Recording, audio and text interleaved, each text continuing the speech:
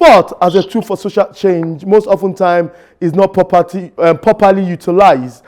How do you tend to make sport as a tool for social change?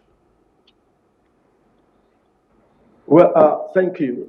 Thank you, Mudashiru Shita. I appreciate this time. Thanks for having me. Sports has always been a very veritable instrument to ensure that there's social change. And you will have noticed that all over the world, sports has become something beyond just the facade of calling it sports. Sports has become that tool that you cannot impeach, you cannot actually work against. It's become an institution. And if you don't really get it right, you can even score. That will be scored low politically. We don't handle sports very well. Sports has moved from just being that thing everybody was doing because they had nothing to do. It's become a mega instrument to ensure that there is adequate social change. And it has become entrenched in the life of the society. If I can put it that way. Okay, we hope we can get Tunde Adeniyi. Mr. Tunde Adeniyi. Yes, sir. Yeah, okay, fine. Now that you can hear me, let me come to you. What does it mean when people use that word, sport, as a tool for social change, especially in a community or a country like ours? Thank you very much, Mr. Shito, the host. Now, sport, as Pastor Muyiwa just said, is a very, very, very strong, tool to unite people, because sports basically runs on very positive emotions.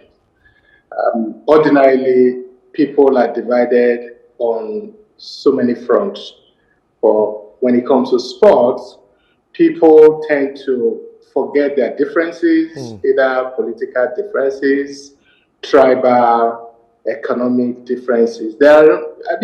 Sport basically cuts across classes. Is an activity that more or less bring people together regardless of their background, socially, economically, politically, and for the period that people are engaged and entertained in sports, they tend to,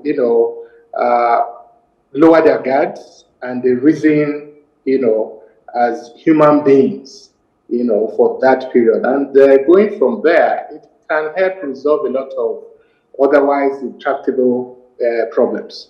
Yeah, let me stick to with that you. extent, sports is a tool that must be used very carefully in communities and in societies. Okay, let me stick with you on this, but I'm asking a different question.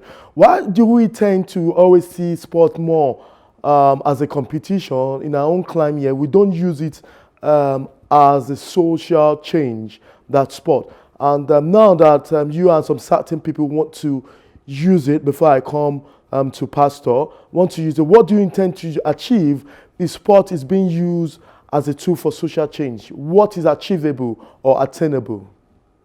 Yeah, basically our community is a community populated by people of different backgrounds, different races, different tribes, different religion, different even political inclinations. And so now for us, we want to emphasize on what unites us and not what divides us, really, so that we can look at our issues, common issues, things that affect our lives, regardless of our beliefs or the way we worship or the way we speak, what tongue do we use in speaking and all of that.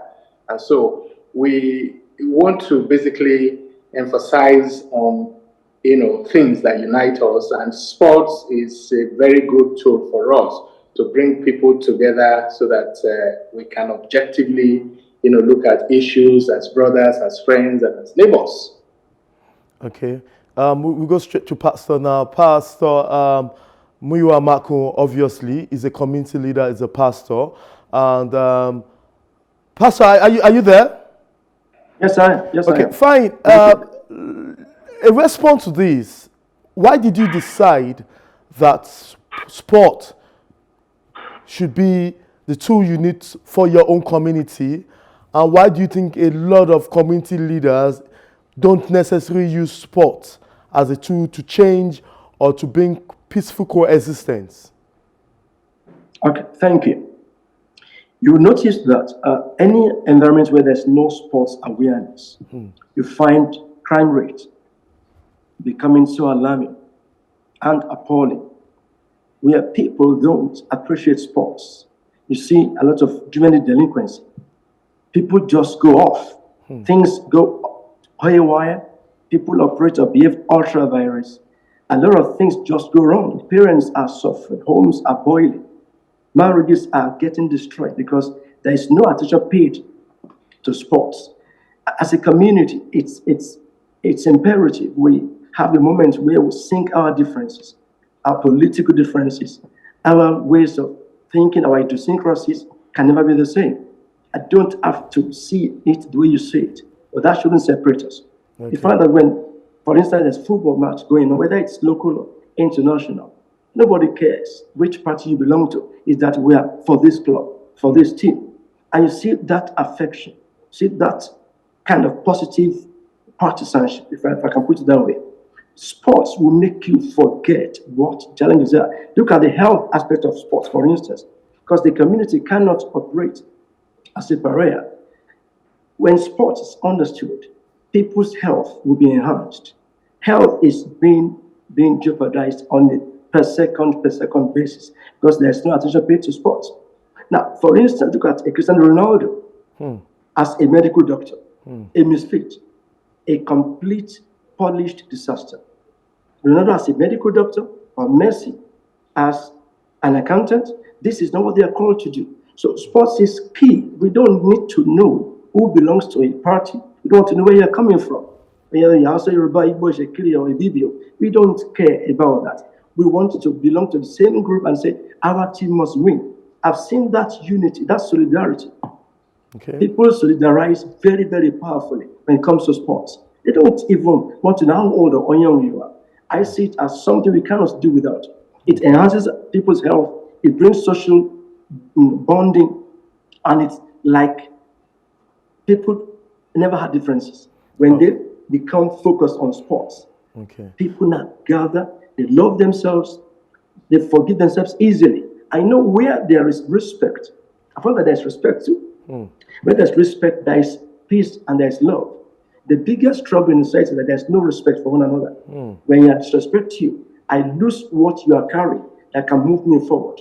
But when sports is introduced, as it were, you find that if the fact that somebody is winning or leading, he earns some respect. Look at leaders today, look at athletes. Because they have won medals, they earn people's respect very automatically.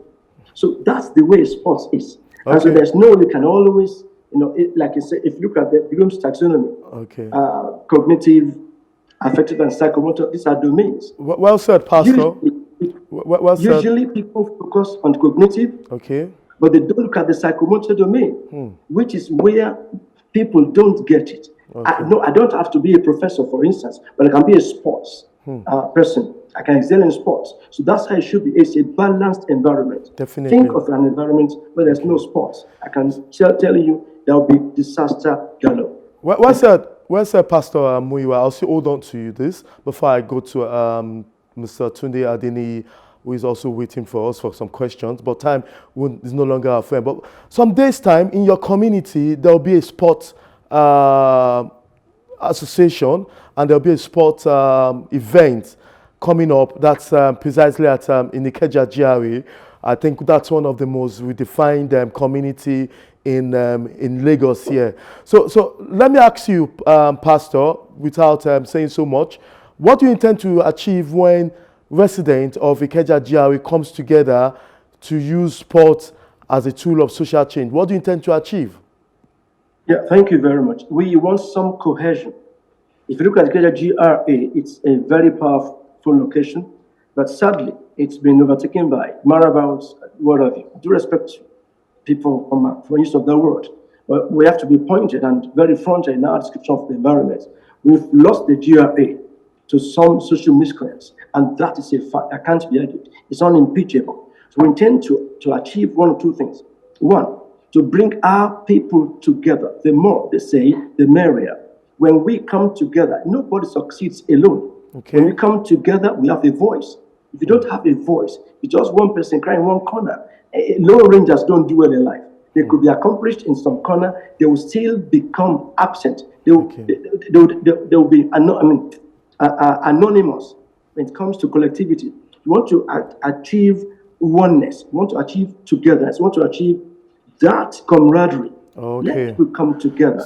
Let people start coming for meetings. There are great persons in Jericho, I tell you. Okay. And government also, being a great bunch of people, will acknowledge you when you are together, when you are operating in one accord. Okay. These are things we want to accomplish. We are not after the payment of dues. No. Okay. We want to connect to the community. When you connect to people, you can later collect from them.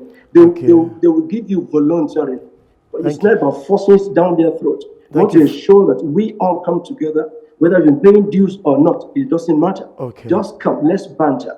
Let's exchange pleasantries. Let's some razzmatazz. So when we do that, everybody knows that they belong here. Listen, people want to feel appreciated.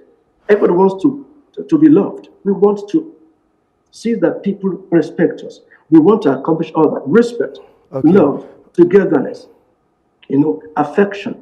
Let there be that thing. We don't need the money.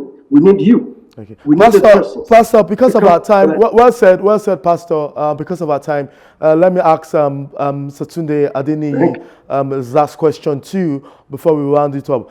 Mr. Tunde, at the end of the day, after the event, and we all go back to the residents of Ikeja GRA, all go back to their work and to their homes. What do you think are you to achieve? What do you think will happen after the sport event and using it as a social change? What do you intend to gain after the event, Mr. Tunde? Well, from the event to the aftermath of it, what we expect and what we planned to achieve is to bring our people together in an understanding that there's strength in number.